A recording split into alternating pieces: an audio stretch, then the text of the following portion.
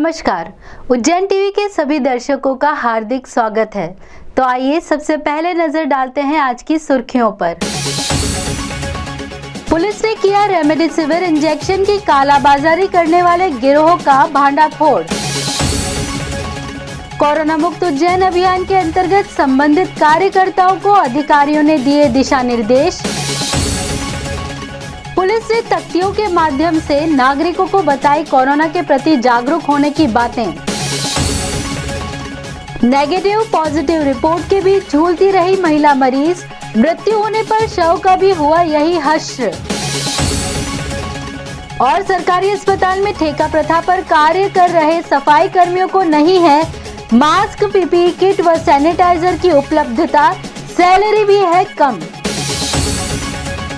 Remdesivir injection की कालाबाजारी करने वाला गिरोह आया पुलिस गिरफ्त में।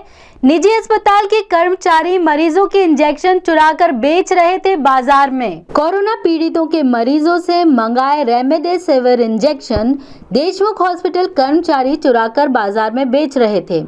उनके साथ आर्डीगाड़ी मेडिकल कॉलेज के 3 कर्मचारी व 2 अन्य लोग शामिल थे। रविवार को पुलिस ने पूरे गिरोह को दबोचकर 5 इंजेक्शन जब्त किए हैं। सर्वविदित है, कोरोना संक्रमितों को लगाए जाने वाले रेमडेसिविर इंजेक्शन मुश्किल मिल रहे हैं।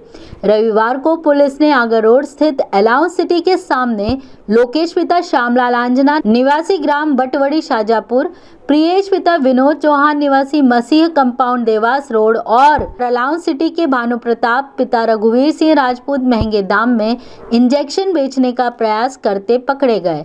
इनसे एक इंजेक्शन भी बरामद किया गया। उन्होंने हरिओम पिता शांतिलाल आंजना व महितपुर रोड निवासी वैभव पिता विजय पांचाल से इंजेक्शन खरीदना बताया गया। दोनों को दबोचकर उनसे भी एक रेमडेसिविर व एक एंटीबायोटिक जब्त कर पूछताछ की। पता चला वैद्यनगर तिराहा स्थित देशमुख हॉस्पिटल के कर्मचारी देवास स्थित टोंग खुर्द हाल मुकाम नानाखेड़ा क्षेत्र निवासी सरफराज पिता शहीद शाह, उन्हेल के पिपलोदा हाल मुकाम अलाउंस सिटी कुलदीप पिता सुनील चौहान व नागजिरी निवासी राजेश पिता जयराम नरवरिया ने उन्हें इंजेक्शन दिए। पकड़ाते ही तीनों ने बताया कि भर्ती मरीजों के लगाने की जगह इंजेक्शन चुराकर बेच देते हैं। सूत्रों के अनुसार रेमडेसिविर ब्लैक में बेचने का पता चलते ही पुलिस ने उन्हें पकड़ने की योजना बनाई। कलेक्टर आशीष सिंह व एसपी सत्येंद्र कुमार शुक्ल ने भी ब्लैकमेलरों पर कार्रवाई के लिए टीम गठित की थी। रेमडेसिविर की कालाबाजारी करने वालों पर मुख्यमंत्री शिवराज सिंह चौहान ने रासुका के निर्देश दिए थे।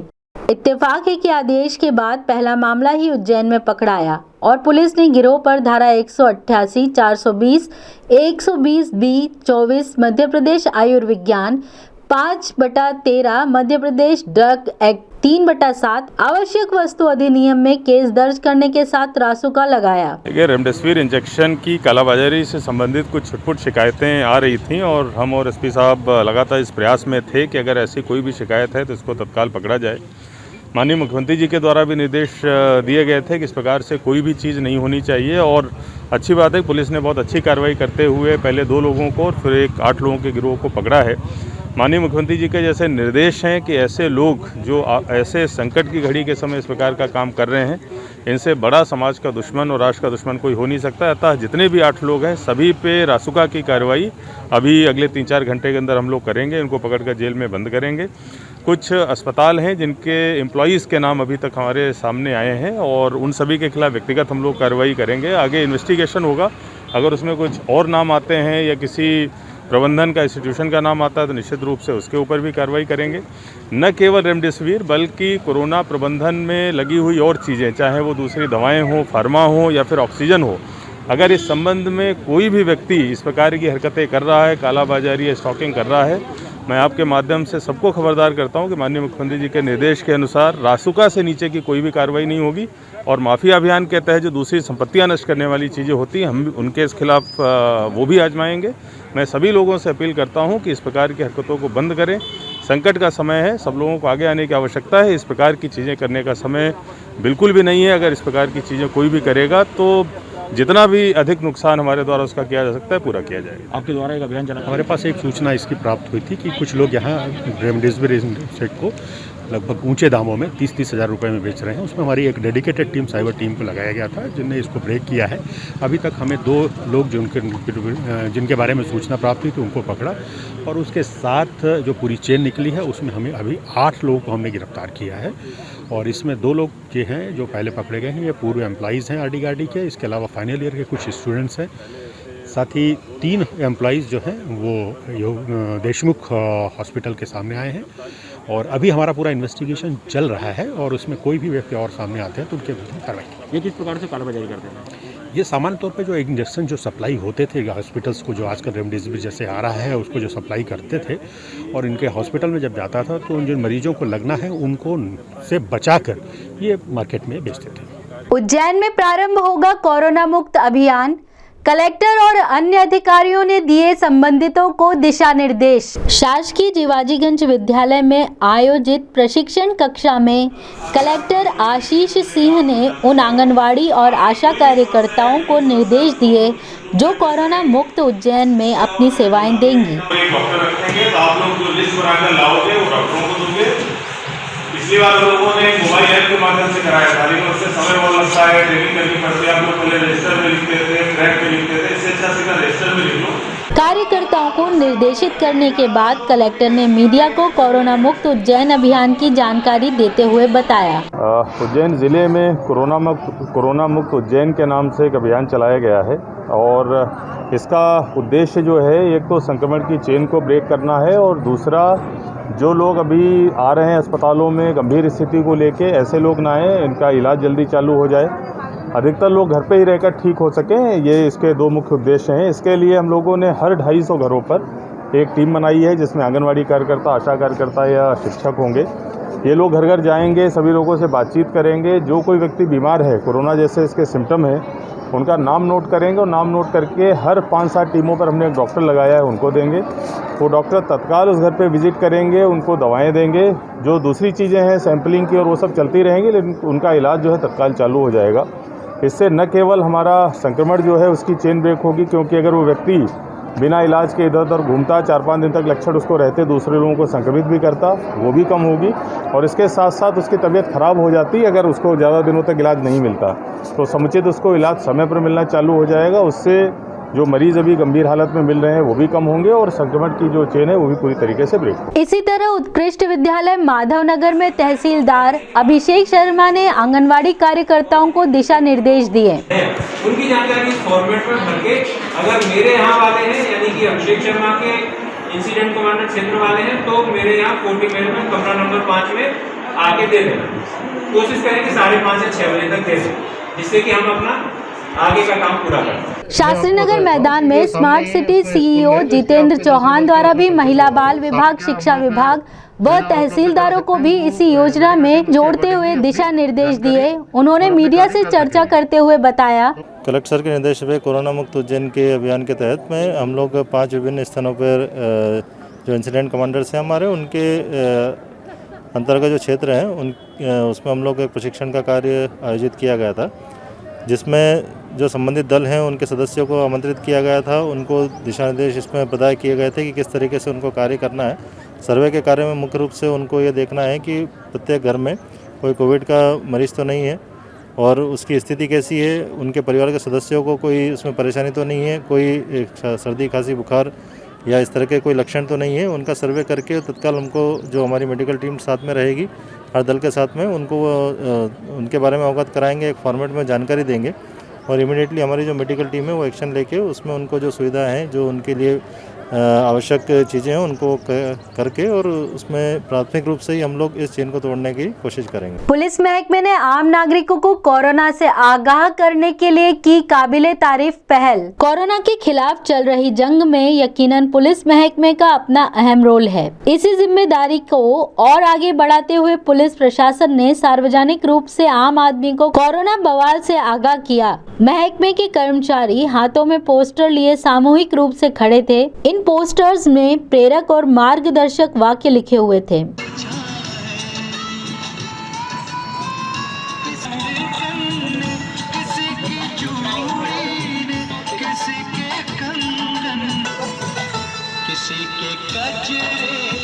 मुहिम के बारे में जानकारी देते हुए सीएसपी पल्लवी शुक्ल ने बताया, कोरोना के विरुद्ध सरकार पुलिस प्रशासन द्वारा लड़ने के हेतु प्रयास जारी हैं। कोरोना को चेन की तोड़ना बहुत ज़रूरी है, जिसके तहत लॉकडाउन का पालन होना बहुत अति आवश्यक है। हम पुलिस प्रशासन की तरह से ये अपील करेंगे कि कोरोना के अगेंस्ट में एक युद्ध है और पूरी ही पुलिस प्रशासन तैनात है इस युद्ध से जीतने के लिए। आज हमने यही संदेश दिया है कि सबके पुलिस के भी अपने घर हैं, बच्चे हैं, कई जिम्मेदारियां हैं, उसके बावजूद हम सभी के लिए लड़ने के लिए तैयार हैं कोरोना के विरुद्ध। इसलिए हम यहाँ पर अपील करते हैं, एक मार्मिक संदेश देते हैं कि आप लोग भी घर में रहें, सुरक्षित रहें और कोरोना की गाइडलाइंस का पालन करें। वैक्सीन शीघ्र लगवाएं और अगर कभी भी सर्दी जुकाम जैसे कोई भी सिम्टम्स आते हैं तो तुरंत शीघ्र ही चिकित्सालय में जाकर अपनी जांच। नेगेटिव और पॉजिटिव रिपोर्ट के बीच झूलती रही महिला मरीज ने दम तोड़ दिया और उसके शव को भी बिना संक्रमण की परवाह किए बगैर ले गए एक स्थान से दूसरे स्थान। ताजपुर निवासी एक महिला की कोरोना जांच रिपोर्ट नेगेटिव आई, मगर एहतियातन परिजनों ने उसे निजी दवाखाने में डॉक्टर को दिखाया। हल्के संक्रमण की शंका के चलते परिजनों ने उसे पीटीएस में भर्ती करवा दिया, जहां वह 2-3 दिन रही और सामान्य रही। फिर रविवार को पीटीएस से परिजनों को फोन आया कि आपके पेशेंट की हालत ठीक नहीं, हमारे पास ऑक्सीजन नहीं है। परिजन वहां पहुंचे, कुछ कर पाते उसके पहले उक्त मरीज महिला की मृत्यु हो गई। चूंकि पीटीएस में शव रखने की कोई व्यवस्था नहीं है, अतः पीटीएस ने नगर निगम से शव वाहन मंगाकर शव नगर निगम कर्मियों को सौंप दिया। नगर निगम के शव वाहन ने सिविल अस्पताल स्थित पोस्टमार्टम रूम के सामने शव को रख दिया, जहां परिजनों ने कर्मचारियों की सहायता से शव को अर्थी पर रखा। जानकारी देते हुए मृतक के भतीजे ओम पाटीदार ने बताया, उनकी रिपोर्ट भी नेगेटिव आई, रिपोर्ट भी पॉजिटिव नहीं थी। फिर भी हमें ऐसा डाउट था कि इनको थोड़ा संक्रमण है, तो हमने एक प्राइवेट डॉक्टर को दिखाकर इनको पीटीसी में क्वारंटाइन किया था। 3 दिन से वही थी, वो स्वस्थ थी। कल शाम को भी मिल के आया मैं 6 बजे, जब भी स्वस्थ थी। उसके बाद अचानक पता नहीं क्या हुआ, हमें वहाँ से फ़ोन आया। फ़ोन आने पर पता पड़ेगा आप यहाँ आओ, आपकी आंटी की तबीयत खराब है। तो वहाँ पे ऑक्सीजन की व्यवस्था नहीं होने के कारण वो शांत हो गए। जिला अस्पताल के ठेका सफाई कर्मचारियों को नहीं उपलब्ध है मास्क, सैनिटाइजर व पीपीई किट।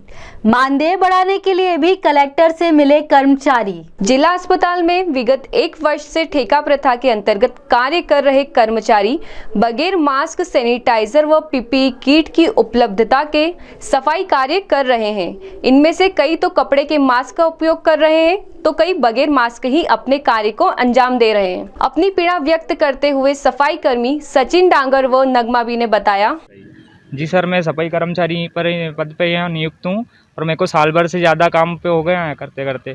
ना सैनिटाइजर उपलब्ध है, ना किट उपलब्ध है। हम ऐसे ही बॉडी को ऐसे ही बिना किट से जो करते हैं पैकिंग। उसके अलावा ना हमारे पास में कुछ ग्लव्स है, मास्क है, कुछ भी नहीं। मतलब मांगने जाते हैं तो बोले कि वो देगा, ऐसे करके सब टाल दे। बाकी इतने संक्रमित लोगों के बीच में हम यहाँ सेवा दे रहा, काम कर रहे हैं हम। हमारे लिए कोई सेवा नहीं, कुछ भी नहीं है, कोई सुविधा नहीं है भाई साहब। तुम अपने जिम्मेदारों से बोला कि हमको ये चाहिए सब चीज़ें? हमने बोला तो अब वो बोले यही है, जो भी है यही, आगे से आ नहीं रहा है, जो भी है जैसा भी है इसमें काम करो, करना है तो करो। कौन सी एजेंसी पे काम करते हो, क्या नाम है आपका? अग्रवाल का टेंडर है, संजय अग्रवाल जी का। समस्या ये है कि हम बगैर पीपी किट के और बगैर ग्लव्स मास्क के काम करते हैं और कोई ना सैनिटाइजर है ना कुछ भी है, और पेशेंट के घर वाले भी उनको हाथ नहीं लगाते और हम लोग उठा के व्हील चेयर पे हाथ में उठा के ना उनको बाथरूम तक लेके जाते हैं। कौन से पेशेंट का इलाज चल रहा है? पेशेंट कोरोना वाले पेशेंट का। आपसे क्या क्या काम करवाया जाता है यहाँ पर? काम सभी है, लेटरिन बाथरूम उनको करवाना, साफ सफाई करना, झाड़ू पोछा, डस्टबिन खाली करना, ये सब काम, बॉडी पैक करना, ये सब कपड़े चेंज करना, उनका टोटल काम मतलब करना पड़ता है। वहीं इन सफाई कर्मचारियों ने अपना मानदेय बढ़ाने की मांग भी कलेक्टर आशीष सिंह के समक्ष रखी। इस बाबत सफाई कर्मी राहुल और तबस्सुम ने बताया, कंटिन्यू 1 साल से यहाँ पर सेवा दे रहे हैं हम, लेकिन सर हमारी तनख्वाह सर बहुत कम है हमारा निवेदन है सर कलेक्टर साहब से कि हमारी तनख्वाह बढ़ाई जाए। अगर तनख्वाह नहीं बढ़ाएं सर तो कहीं ना कहीं सर स्थायी रूप से सर हमारा कोई ऐसा कराया जाए कि हमारा कुछ परमानेंट काम है सर। अभी हम ठेके में काम कर रहे हैं सर, तो सर हमें उससे कोई मतलब नहीं, कुछ हमें कुछ लाभ है नहीं सर, वो तनख्वाह समय मिल नहीं रही सर। या तो सर हमें कोई स्थायी रूप से सर हमारे कुछ नौकरी लगवाएं या सर हमारी सैलरी बढ़ाएं, ताकि सर हमारे घर में भी सर हमें भी कुछ समस्या आती है सर कम तनख्वाह में सर।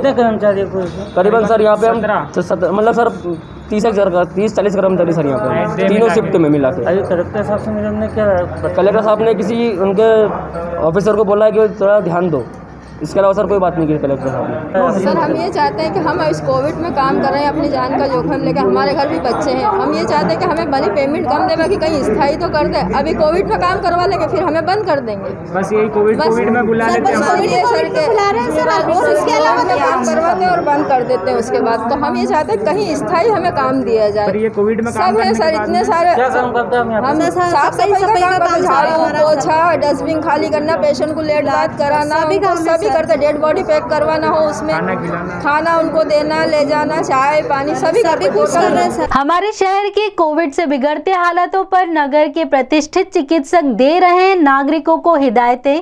आइए देखते हैं उनकी सलाह। भाइयों और बहनों, श्री प्रकाश रघुवंशी जी के आग्रह पर मैं कोरोना के बारे में अपने कुछ विचार आपके सामने प्रस्तुत कर रहा हूँ। जो मैं कहने जा रहा हूँ ये कोई नया नहीं है। कोरोना महामारी से देश साल भर से जूझ रहा है और इसके लिए पर्याप्त उपाय किए जा रहे हैं। दवाइयों के अलावा जो कि आप और हम कर सकते हैं वो करना बहुत आवश्यक है। सबसे महत्वपूर्ण यह है भीड़ भाड़ वाली जगहों में न जाएं, दूरी बना के रखें और ज़रा सी भी सर्दी, खांसी, बुखार या इस तरह के लक्षण होने पर निकट के स्वास्थ्य केंद्र जाकर अपना परीक्षण करवाएं। जैसा कि प्रधानमंत्री ने कहा है 2 गज दूरी और मास्क है ज़रूरी। इसके अलावा एक व्यक्तिगत संयम रखें और उम्मीद करें कि भगवान की कृपा से यह बीमारी जल्दी से कंट्रोल में आ जाए। धन्यवाद। जय भारत। आइए एक नजर डालते हैं वेधशाला से प्राप्त मौसम के आंकड़ों पर।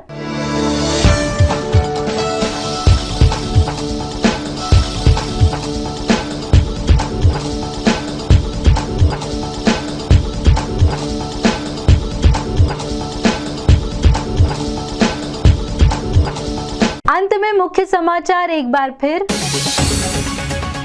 पुलिस ने किया रेमडेसिविर इंजेक्शन की कालाबाजारी करने वाले गिरोह का भांडाफोड़।